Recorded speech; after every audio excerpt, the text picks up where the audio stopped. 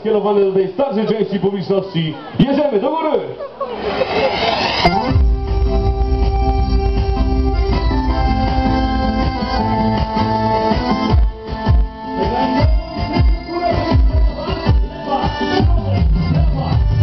Czasami denerwujesz się i przypieprzasz się o małą rzecz.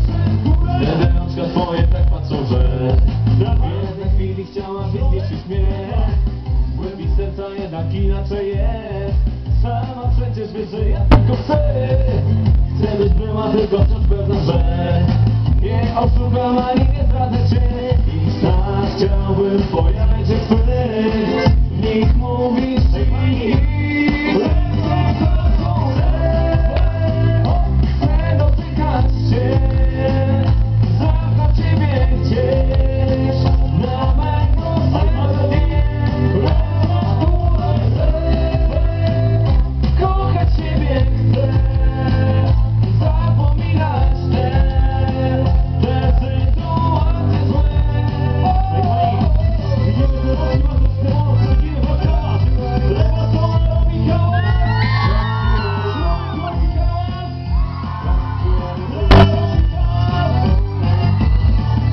Pamiętaj sobie tą jedną rzecz.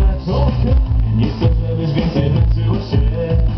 Moje serce ciągle płonie w sypie. Oczy moje w twoich oczach odbijają wciąż się.